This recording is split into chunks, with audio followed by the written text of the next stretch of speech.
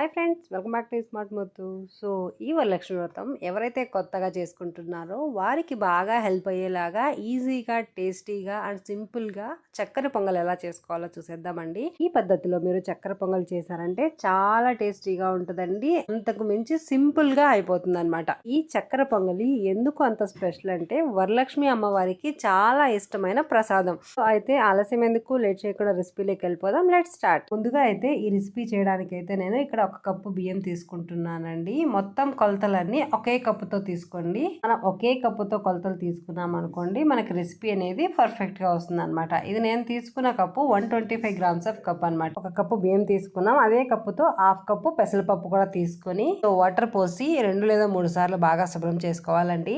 2 లేదా 3 సార్లు శుభ్రం చేసుకున్నాక మనం బియ్యం పెసరపప్పుని ఇలా స్ట్రైనర్ లో పోసి ఒక 10 నిమిషాలు వదిలేయండి. నీళ్ళన్నీ ఒక చుక్క కూడా లేకుండా ఆ స్ట్రైనర్ లో రిమూవ్ అయిపోయిన తర్వాత ఇవి 10 నిమిషాలు వదిలేసాం అనుకోండి, కొంచెం డ్రై అవుతాయి అనమాట. డ్రై అయినప్పుడు తేమ అయితే ఉంటదండి. ఒక ఫ్రై ప్యాన్ ని పెట్టుకుని ఆ ఫ్రై ప్యాన్ లో ఈ బియ్యము, ఈ పెసరపప్పు లైట్ గోల్డెన్ కలర్ చేంజ్ అయ్యేంత వరకు ఫ్రై చేసుకోవాలన్నమాట. బియ్యము అవి తేమగా ఉన్నాయి కాబట్టి కొంచెం టైం పడుతుంది, 15 నుంచి 20 నిమిషాల వరకు. సో మీడియం ఫ్లేమ్ లో ఫ్రై చేసుకోవాలన్నమాట. మనం ఫ్రై చేసుకున్న ఈ బియ్యాన్ని, పెసరపప్పుని ఇప్పుడు ఒక కుక్కర్ గిన్నె తీసుకొని కుక్కర్ గిన్నెలోకి వేసేసుకోవాలండి. ఇప్పుడు వాటర్ ఎలా పోసుకోవాలో చూద్దామండి. సో మనం యాక్చువల్ గా 1 కప్పు బియ్యం, హాఫ్ కప్పు పెసరపప్పు తీసుకున్నాం కదా, వీటికి 2.5 కప్పు నుంచి 3 కప్పుల వరకు అయితే మనకి ఉడకడానికి కుక్కర్ లో పర్ఫెక్ట్ గా సరిపోతాయి అనమాట. అయితే 3 కప్పులు పోస్తున్నానండి. సో ఇప్పుడు 3 కప్పులు వాటర్ పోసేసిన తర్వాత ఇప్పుడు కుక్కర్ మూత పెట్టేయండి. మూత పెట్టేశాక ఇప్పుడు మనకి ఒక 3 to 4 విజిల్స్ వస్తే చక్కగా ఉడికిపోతుందండి. సో 4 విజిల్స్ వచ్చిన తర్వాత నేనైతే కుక్కర్ మూత తీస్తున్నాను చూడండి. సో పర్ఫెక్ట్ గా అయితే ఉడికిపోయిందండి. కొద్దిగా మెత్తగా ఉడికినా కూడా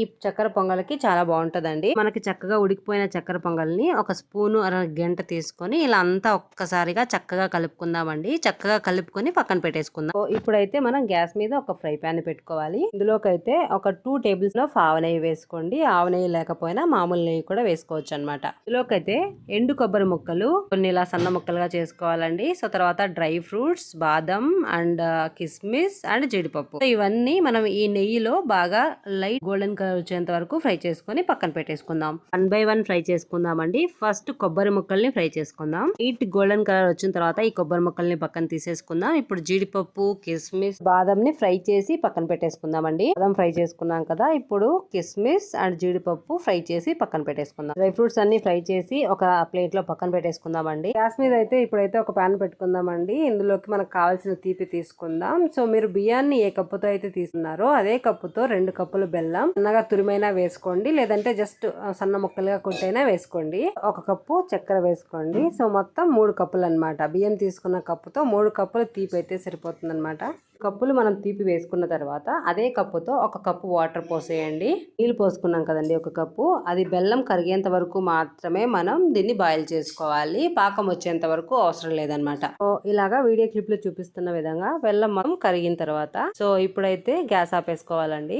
ఈ మిశ్రమాన్ని ఇప్పుడు మనం వడకట్టుకోవాలండి. ఇవన్నీ నలకలు ఉంటే పోతాయి కదా, అందుకని ఒక్కసారి వడకట్టుకుందాం. సో ఇలా చక్కగా వడకట్టుకున్న తర్వాత ఈ మిశ్రమాన్ని మళ్ళీ ప్యాన్ పెట్టుకొని ఆ ప్యాన్ లేకే ఈ మిశ్రమాన్ని అయితే పోసేసుకుందాం. ఇలా వీడియో క్లిప్ లో చూపిస్తున్నా. ఇందులోకి ఒక 2 టేబుల్ స్పూన్ ఆఫ్ నెయ్యి వేసుకుంటే చాలా బాగుంటుందండి. సో నేనైతే ఆవు నెయ్యి వేస్తున్నాను. మీ దగ్గర ఏది అవైలబుల్ లో ఉంటే అది వాడుకోవచ్చు అనమాట. తర్వాత ఒక హాఫ్ టేబుల్ స్పూన్ యాలకుల పౌడర్ అయితే వేసేస్తున్నానండి.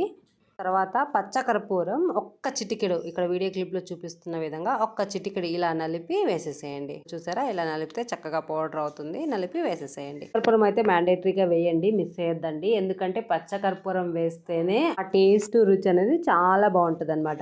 వేసాక యాలకుల పొడి, పచ్చకర్పూరం 2 కలిసేలాగా ఒక్కసారి చక్కగా ఇలా కలుపుకుందామండి. చక్కగా బాయిల్ అవుతున్నప్పుడు సో మనం ఆల్రెడీ రైస్ ని ఒక్కసారి కలుపుకొని పక్కన కుక్కర్ లో పెట్టుకున్నాం కదండి. కుక్కర్ లో చేసుకున్న రైస్ ని ఇందులోకి వేసేసుకోవాలన్నమాట. సో మొత్తం రైస్ ని ఇందులోకి వేసి చక్కగా కలుపుకోవాలి 2 కలిసేలాగా.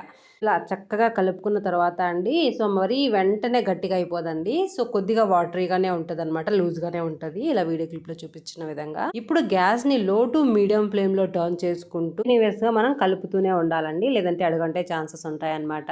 సో ఇలాగా ఆల్మోస్ట్ 20 నుంచి 25 మినిట్స్ దాకా మనం దీన్ని ఉడికించుకోవాలి.